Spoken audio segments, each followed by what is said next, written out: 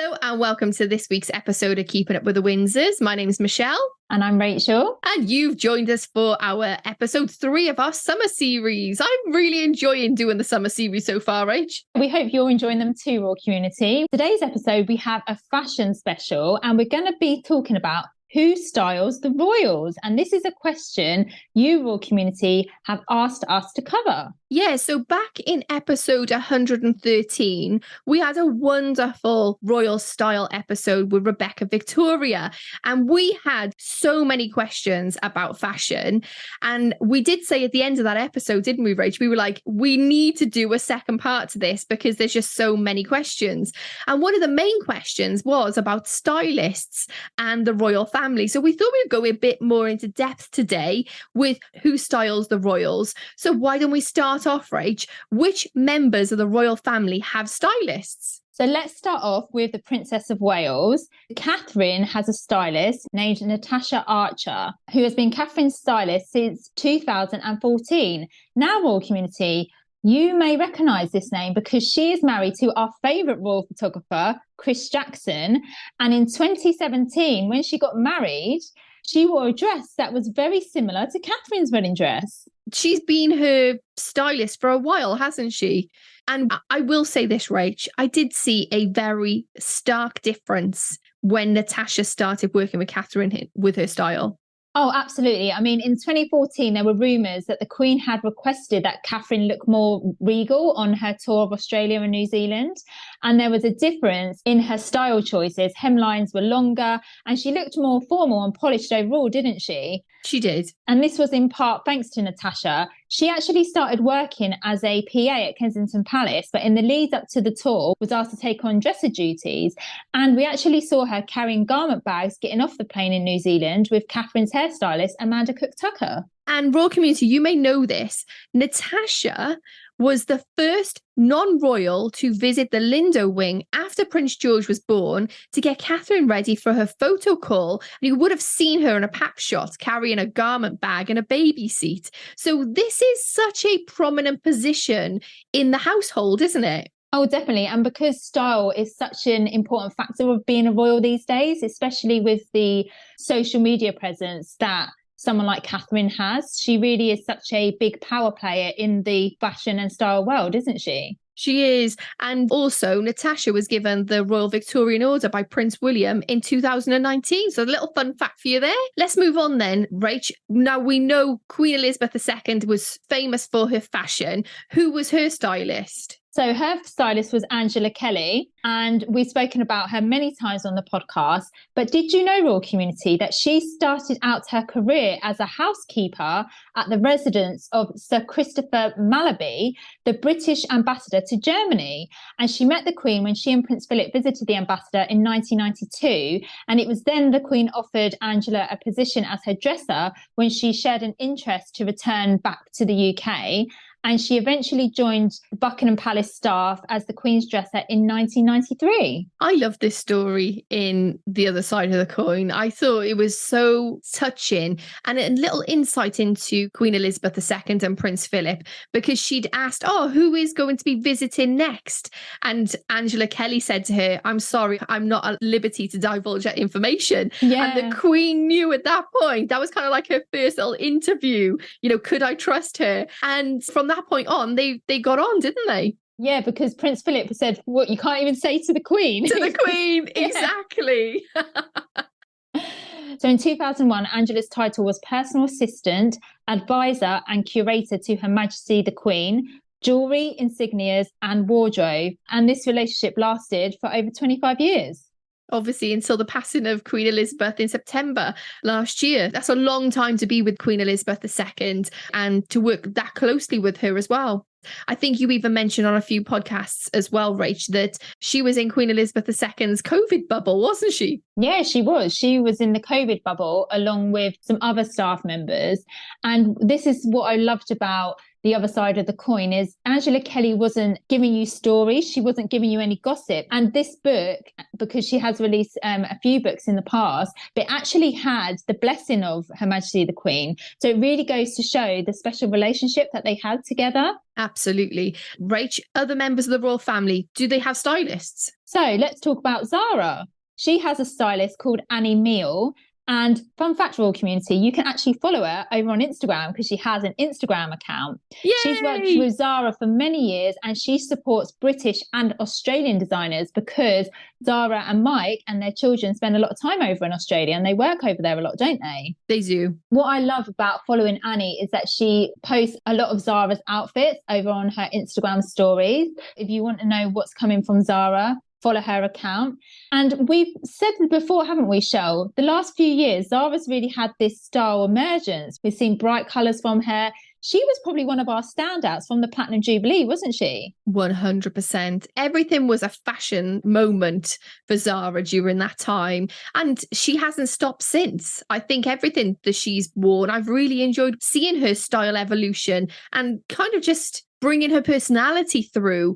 The funniest thing was one of her big style moments was when she met Mike Tyndall when he was on I'm a Celebrity, Get Me Out of Here. And she had those shorts on. I was like, oh my gosh, look, there's a princess with shorts on, you know? From that point, I think most other eyes were on her. Okay, what about the York sisters, Rach? So let's talk about Princess Beatrice. She is styled by Olivia Buckingham. And the same as Annie, she also has an Instagram account where she regularly posts Beatrice's outfits. Now, Beatrice has stepped up her fashion game recently. We've spoken about this on the podcast quite a few times. Olivia dresses celebrities. She's a stylist for the rapper Eve. Do you remember Eve, Shell? Oh, yes. Do I remember Eve? She was with Gwen Stefani. Of course I remember Eve. She's also a creative consultant and has been a Vogue Hong Kong contributor for over 10 years. Oh, nice. So what we've seen with Beatrice, she has created a more sophisticated and elegant look, whether it be for the Jordan royal family wedding, which was such a talking point, and more recently, her floral Monique Lullier dress that she wore for Royal Ascot this year. Which you loved, didn't you? I loved it. And a lot of people, including the fashion press, picked up on this look, didn't they? Yeah, and it's very unusual for them to pick up on Princess Beatrice over other members of the royal family that were there that day. So that tells you everything, really, doesn't it? Yeah, and I think it is definitely since working with a stylist. Beatrice has had a lot of slack in the past, hasn't she, for what she's worn. Same with Eugenie. Now, Royal Community, we don't know if Eugenie works with a stylist. I'm guessing for the big events like when we saw her at the Platinum Jubilee, when we saw her at the coronation, she probably did have people or a person that helped her create those looks. But unfortunately, we don't know. And other members of the royal family, like the Princess Royal, like the Duchess of Edinburgh, like the Duke of Edinburgh, and the King and the Queen, we're not quite sure actually about their stylist. We assume they would possibly have help. Maybe Princess Royal's like, nope, I know what I want to do. You know, she's very traditional and practical in her choices. But also, Rach, we've seen a real good style evolution from Sophie over this last year. Definitely. Again, we don't know who styles her, but I think she really steps out on her own when she's at those bigger occasions, like Royal Ascot, like the church services. Her looks are very streamlined and they're very tailored and they fit her very well. Her coronation gown was a real standout, wasn't it? Sophie's dress at the Queen's funeral, there was so much symbolism to that. And that was created by Susanna London, who also created her coronation outfit. Yeah. So I think she does work not necessarily with a stylist, but she has certain dress designers that she goes to. The same as Queen Camilla. Queen Camilla works a lot with Bruce Oldfield, who created her coronation gown, which was absolutely spectacular. The attention to detail was absolutely beautiful. So, Rach, this is the one thing for me that I have to get my head around, because you've got celebrity stylists and then you've got royal stylists. So let's talk a little bit about the differences between the two of those. The role of the stylist is different to royal dressing of the past, when there would be a court dresser who supplied the majority of the garments. Nowadays, the royals mix high end with low, making the pieces they wear more accessible to us, the general public. I mean, you would never have bought those Zara earrings, hadn't Catherine wore them. No, and they're going to make a debut when I go on holidays. Oh, can you take a picture and send it? I totally want to see you wearing them. I will try and get a good photo of me wearing the earrings, I will. But that's exactly the effect that a lot of the royals have, specifically Catherine, is that when she wears a piece from Zara, it's so accessible that it sells out so quickly. It does. And remember, royal community, every single event they go to, an engagement, a royal tour, is going to be photographed. Mm-hmm. There are a lot of things to think about as a royal stylist.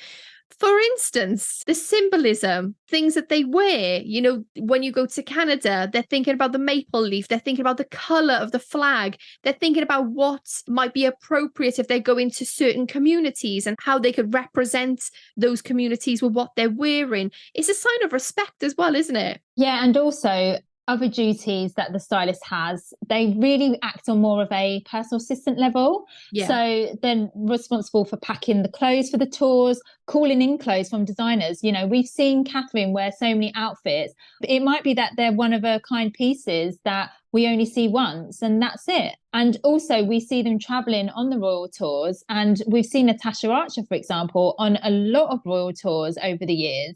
And I think that's just a testament to how closely that the style team works, especially Amanda Cook-Tucker as Catherine's hairstylist, because it's a way of not only representing your country, the UK, but you're representing the country that you're going to as well. And not just that, they have to look at the materials that they're wearing.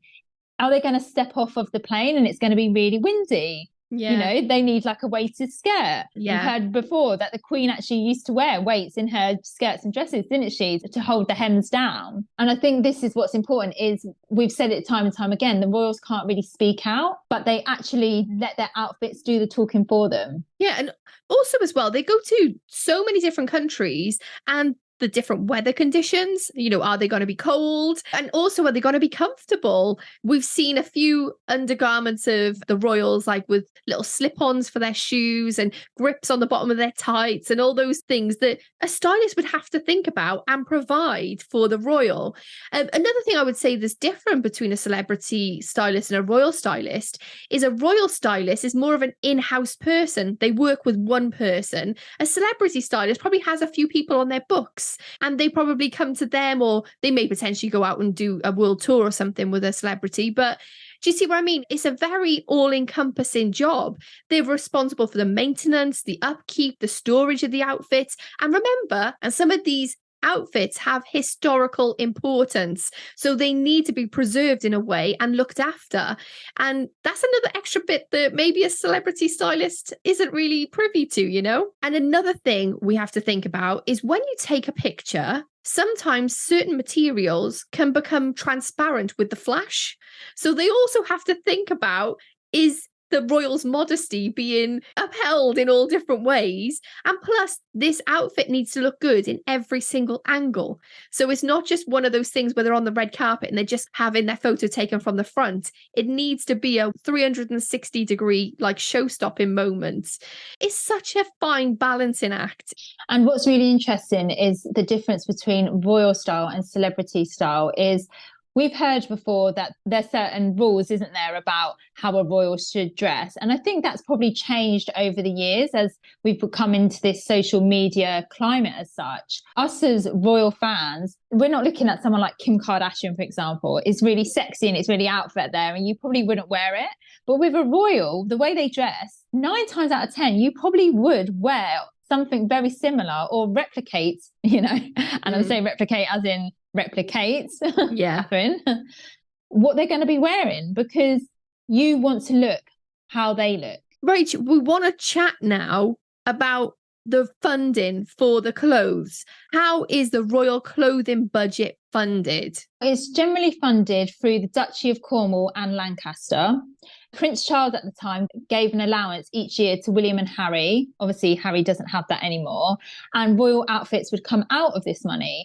All the other working royals get paid through the Lancaster Duchy or use their own private money. So, for instance, Beatrice isn't a working royal, so she would use her own private money to employ someone like Olivia Buckingham. But with Catherine, for example, Natasha Archer, her stylist, so she would now get paid through the Duchy of Cornwall, because now the Prince and Princess of Wales, obviously Mr. Moneybags, has Prince William has the money. When you're going on a royal tour, as we've spoken about, you're there to represent your country and also local designers as well. So there is a certain amount of money that has to get spent because they're getting photographed every single day. Images of them are on the front pages of magazines, of newspapers. They want the fashion shot. That's what you're looking at. Sometimes it's not even about the work. It's, oh, what's Catherine wearing? You know? Which is something that we brought up the other day about why she had so many spotty dresses. It was like, she's got there's a very similar dress. Dots. The polka dot dress. Like, why has she got so many polka dot dresses? That's what we were bringing up. That money is there, but why would you spend it on another dress if you have a very similar dress in your wardrobe? If you want to listen to that episode, I'll pop it in the show notes for you. Let's move on, Shell. Question that comes up quite a lot is it true the royals can't accept freebies? Ooh, now this is a bit of a yes and a no answer, because I looked on the royal family website. I wanted to get some official data, and this is what it says under the gift policy. It says the fundamental principle governing the acceptance of gifts by members of the royal family is that no gifts, including hospitality or services, should be accepted which would or might appear to be place the member of the royal family under any obligation to the donor. In this regard, before accepting any gifts, careful consideration should always be given, wherever practicably, to the donor, the reason for and the occasion of the gift and the nature of the gift itself.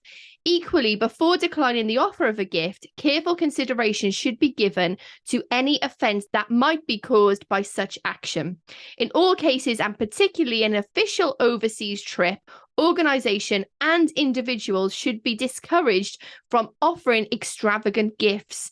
You know, for example, like gifts of super high value. Whilst always remaining sensitive to local custom, households should explore alternative gestures of goodwill during preliminary discussions about engagements. Now, we've also had a bit of a rumour that companies actually send clothes to the royals and then they wear them as like samples. So then I read a little bit from that gift policy about gifts from businesses, and this is what it says. Gifts offered by commercial enterprises in the UK should normally be declined unless they are offered as a souvenir of an official visit to the enterprise's premises, to mark a royal marriage or another special personal occasion. When gifts are accepted, the consent of the member of the royal family should be contingent upon the enterprise undertaking not to exploit the gift for commercial purposes. And here's where it gets interesting.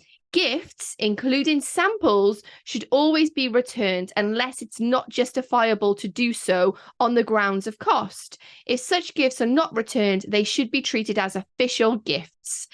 So that's kind of an open-ended way to say, yes, they can accept gifts only on certain occasions. So if a fashion house sent, for instance, Catherine a gown to wear, then that would actually sound like more of a commercial purpose to send that gift.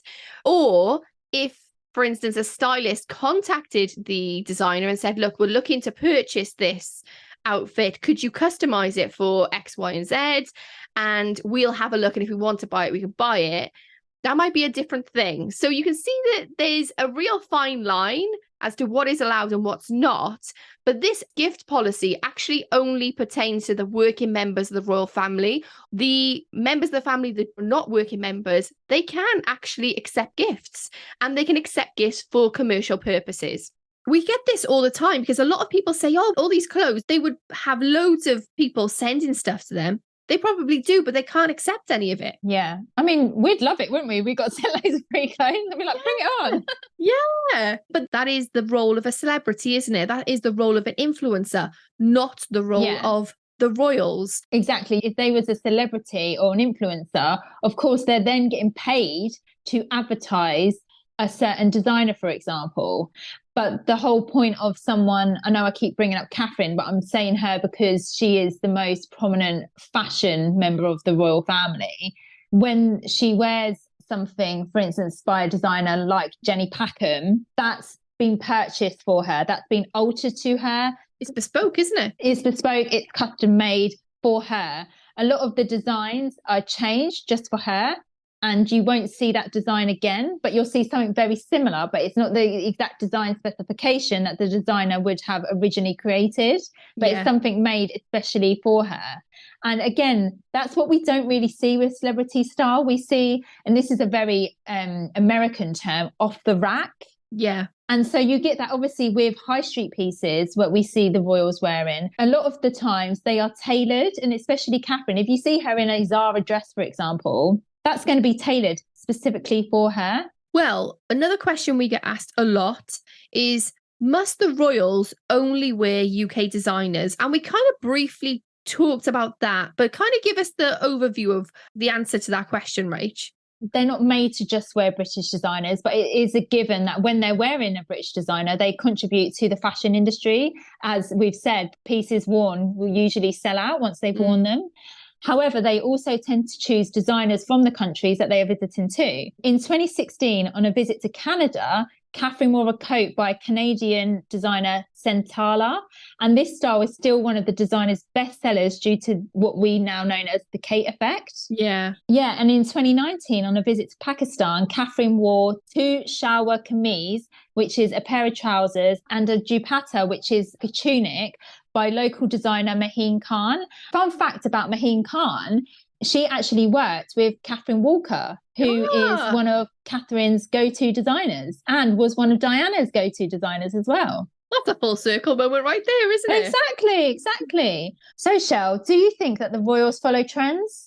I'm going to say no. They never follow trends, but they're always in style. Yes. Now, the reason why is because they need to look timeless in photos, because people are going to see these in 100 years' time. And when you look at it, you don't want to be like, oh, that is a 70s bell-bottom trouser. Do you know what I mean? They need to have a very elegant and timeless look, but they also need to be relatable and regal, but not attention grabbing. It baffles me the amount of diplomacy that is taken just to dress a royal. And I think this is why the role of the stylist is so important, because like we spoke about at the beginning of the episode, they have to think about all those factors combined. Yeah. And that's just to create one outfit, one look that we may only see them in for a few hours, but from that one shot, that image will go around the world, won't it? And that is also added onto the fact that each engagement isn't just one outfit. Sometimes there's 2 to 5 choices for the royal to choose for that day, for that engagement, and also a backup just in case something happens. Now, I wanted to bring up the king here, Rach, because to do with trends, the king's never follows a trend, ever. Now, in the 90s, he continued to wear a double-breasted suit jacket, even though the style changed to single-breasted. And a lot of people were really ribbing him for this, but he stayed strong. And I had to laugh so much when I was doing some research, because it said here, at a launch party for London's Men's Fashion Week at St. James's Palace in 2012, the king said, "I have lurched from being the best dressed man to being the worst dressed man. Meanwhile, I've gone on like a stopped clock, and my time comes around every 25 years. I love that. And I actually remember a few years ago, Edward Enfield, who was the British Vogue editor, actually said Prince Charles was one of the most fashionable men of the 21st century. And I truly believe that. We've seen the king over the years. Like you said, Shell, he recycles clothes, doesn't he? Yeah. And his style is timeless because it comes back around. And that's exactly what he's saying, you know. He might not be fashionable 20 years ago, but that style all of a sudden becomes fashionable again. And then he's really prominent again. I mean, the man's in his 70s and he just looks so sharp. And we've seen his suits up close. The tailoring is impeccable. And you can tell why. He doesn't need to buy clothes very often because these pieces are made to last and it's quality over quantity. When I was kind of looking into royal fashion today, I know we talk a lot about the females of the family, but I actually wanted to mention the king for that specific reason. He's known for these detailed tailored suits from, you know, pocket squares to ornate buttons, these amazingly beautiful crafted ties, which for me in person are just spectacular. But he does really buy these investment pieces. We mentioned a stop clock. A stop clock is right twice a day. And I think that's what he's saying. Like, who cares? That's what I like. I also think the king is the king of stealth wealth. dressing. Have you heard of this concept, Rach? I have. Now, this is quite a new thing, isn't it? That's come around in the last few months. Yeah, quiet luxury, stealth wealth. So labels are a massive no-no for royal fashion. You'll never see like Dolce & Gabbana or something on any of the royals as a label on their actual clothing. But all the items of clothing that they buy are mega expensive. This is called stealth wealth dressing, when they could be wearing a plain jumper, but it costs £700. So people who have money or are in the know, they get to wear that luxury, but they don't become mannequins for labels. I want to just say about the king and where he gets his clothes from. So he gets his suits from Anderson and Shepherd, Jeeves and Hawkes, Eden Ravenscrofts, and Benson and Clegg. Shoes are from Trickers, Crockett's and Jones and Loeb. His shirts are handmade by Turnbull and Asser, and his country attire is by Burberry and Barber. He gets his knitwear from Johnston's of Elgin and Lock & Co Hatters of St. James for his headwear. And all of these have the royal warrant. All of these are impeccable, bespoke places to go to get your clothing. And I have to say, Rach, have you seen King Charles wearing that safari jacket? Oh, it's like my gosh. I love the safari jacket. That's what I mean. Like, he's so stylish. He's so stylish. It's one of my favorite looks on him. Yeah. And he looked rather dashing in it, might I add that? Yeah, absolutely. I will put the article with all of the pictures in the show notes. So if you want to have a look, I don't care about this stop clock thing. I think he's stylish 100% of the time. Yeah. And what's great about his style is he's quintessentially British. Yeah. We need to be speaking about the men's fashion more, particularly the kings. I mean, William kind of wears the same thing over and over. Yeah. Same colours. He knows what looks good on him and he just repeats it. Yeah. And he lets Catherine have her moment with the fashion states because he knows that's what the people want from her, right? Which I think, to be honest, makes them a real power couple, that he's able to step back even though he has a more prominent position within the family. So, absolutely. Yeah. Remember, royal community, fashion is always about creating that illusion, creating that stature, creating status. And it's interesting how fashion changes over the years, but actually royal fashion seems to always be in style, doesn't it? Oh, always. And I think in 50 years' time, we'll look back at certain outfits that royals have worn and people will still be wearing similar outfits. Fashions come and go, but it's the classic looks, the timeless looks that stay the test of time. And that's what royal fashion is all about. Thank you so much for listening to our third in the series of our summer special. We've got our last episode coming up for you next week, which is 1 year on from Queen Elizabeth II. Yes, royal community, we can't believe it's been a year already. It's flown by. So tune in to listen to that episode next week. If you would love to come over to Instagram, you can. Keeping Up with the Windsors Pod. And also you can email us, keepingupwiththewindsorspod@gmail.com. Don't forget, you can also follow us over on YouTube, Keeping Up the Windsors. And if you'd like to become part of the VIP Royal community, you can over on Ko-fi. It's £4 or $6. And we have an exclusive Facebook group. And you'll also get a monthly Zoom call with Michelle and I each month. We would love it if you would spread the word about the podcast and let anybody else know who loves the royals just as much as we do that we exist. Send them the podcast and share in your love of the royals with everyone. Thank you so much for being here. We will see you next week on Keeping Up with the Windsors.